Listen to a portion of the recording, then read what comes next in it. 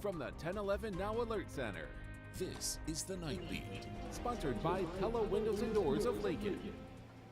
Good evening and thank you for joining me. I'm Jessica Blum with your headlines for Monday, March 16th. First, wildfires have burned more than 750,000 acres in the state since they first sparked last week. That's over 1,100 square miles, or over 10 times the size of Lincoln, to put it in perspective.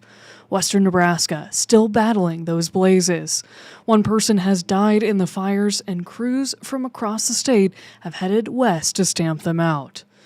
The wildfires are still raging on, leaving behind thousands of acres of scorched prairie as volunteer firefighters try and stop the spread. One of those active fires, the Cottonwood Fire, has burned over 131,000 acres in the area just south of North Platte. 1011's reporter Darsha Dodge drove to Lincoln County today. We are here between Brady and Jeffrey Lake, just south of I-80. We took I-80 out here, and it would be really hard to tell that there was any moisture gotten in any of these areas in the past few days. It's incredibly dry. It's incredibly windy, although the winds certainly calmer than they were yesterday. Where we are now, just outside of Jeffrey Lake, if you look behind me right here, you can see a road closed sign. There are evacuations still in place for residents in the Jeffrey Lake area.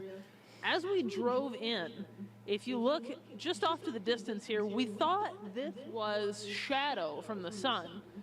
It is not shadow from the sun. We are looking south towards Jeffrey Lake, and over the hills here, that is actually burn scar from this Cottonwood fire that you're seeing. You can see those cattle there in the front, and then off in the distance, those burn scars from the Cottonwood fire. And further over, once you cross this road, that is Smith Road South, you can see smoke rising through those hills there.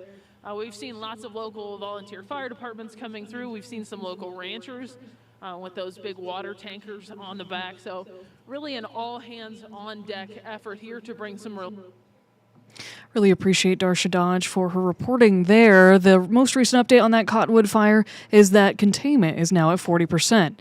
Now we're moving on. The Morrill Fire is now the largest in Nebraska history, burning more than 572,000 acres alone and claiming the life of 86-year-old Rose White. That fire has spread into Garden, Arthur, and Keith counties. In an update this afternoon, the Rocky Mountain Complex Incident Management Team says the fire grew very little yesterday. Crews are now building a direct fire line in hopes of stopping the fire's growth. The Morrill Fire is now considered 18% contained, some improvement from reporting 0% this morning. Officials say firefighters want to fully ensure the area is secure before calling any of the wildfires contained. A reporter with our sister station, KSNB, spoke to a rancher in Arthur County who narrowly escaped the blaze. We'll have much more on that story later tonight. And what is known as the Road 203 fire has burned nearly 36,000 acres near Halsey and has a 36% containment. Currently, 160 personnel are working on the fire as well as 2 aircrafts.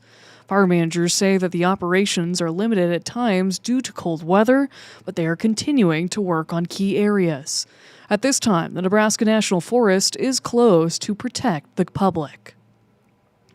Governor Jim Pillen and other Nebraska officials detailing the statewide efforts to put out the destructive wildfires. Pillen spent the weekend touring areas impacted by the wildfires and repeatedly said he was grateful for the volunteers and state agencies all working together. Last week, he issued a state of emergency due to the fires to provide extra resources to fire crews. And now, Pillen says he's seeking federal resources and has been working with Secretary of Agriculture Brooke Rollins. We tend to don't want to ask for help, and if there's anything we have to do today is make sure we keep asking for help, that we keep engaging. Everybody in this room has relationships across this country. There's no question. America loves Nebraska. Nebraska is the salt and earth of America, and we got some tough days ahead. Some other things we learned from this press conference: there are 2 Black Hawk helicopters from the Nebraska National Guard that have done a combined 68 water drops, putting more than 46,000 gallons of water on the fire. Adjutant General Craig Strong says Iowa National Guard has also sent over 2 Black Hawk helicopters in addition. To put this impact on ranchers in perspective, the Nebraska Department of Agriculture says roughly 600,000 acres have burned. That's a grazing resource for 35,000 cows.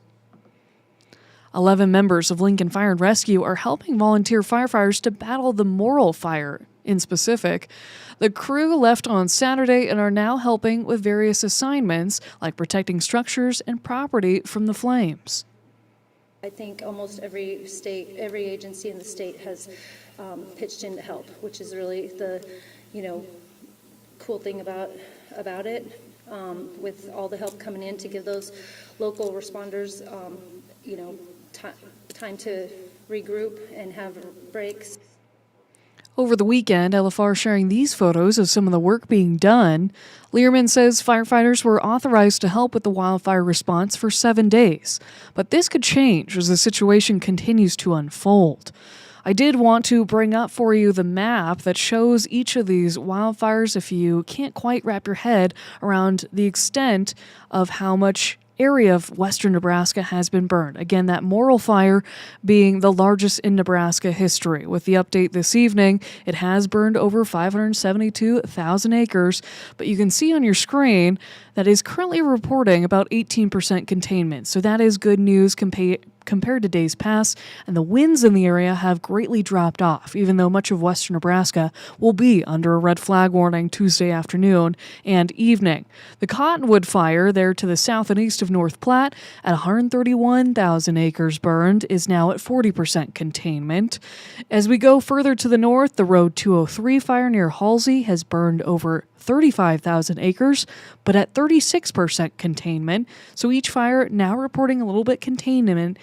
And the best fire in terms of the control is the Anderson Bridge fire closer to the South Dakota border. It's currently at 60% containment, but has burned over 17,000 acres.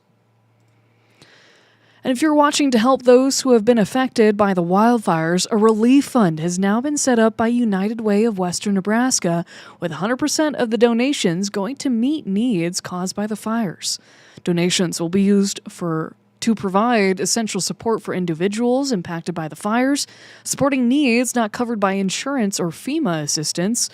This includes services like direct support to community volunteer firefighters on front lines, temporary housing, mental health supports, resource navigation, and more. Of course, you can find a lot more on this by going to our website. We currently have a working article we are actively updating each day with efforts to bring you the latest coverage throughout this week on our streaming platforms, on air, and online. In Husker news, postseason basketball has been on the minds of Husker fans around the state since last night. Both the women's and the men's basketball teams earning a spot in the NCAA tournament, with the men landing a 4 seed in Oklahoma City, looking to end their drought at the Big Dance. For Hoiberg and company, they draw 13-seeded Troy, the Sun Belt champion.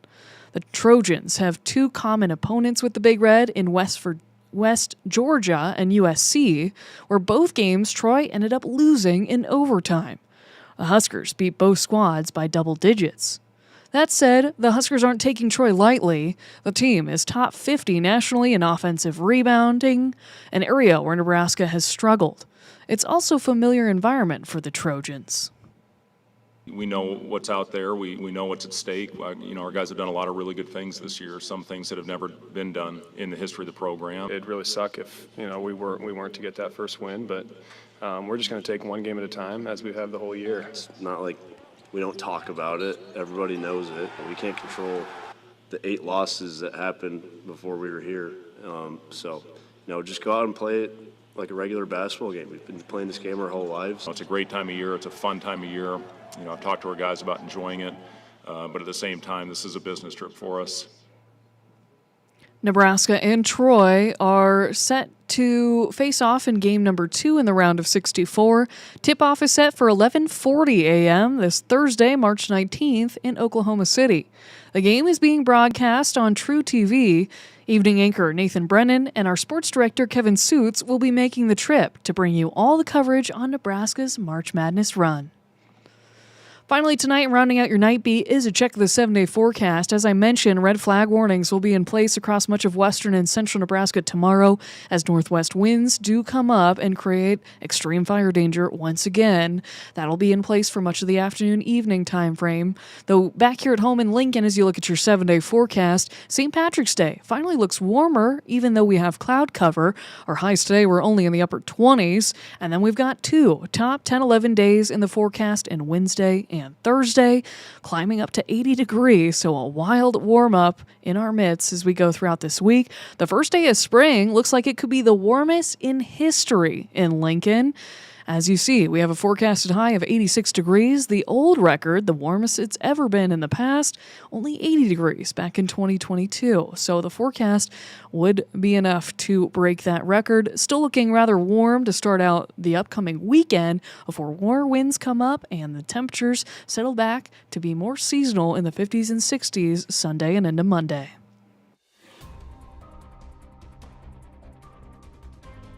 You've been listening to The Night Beat.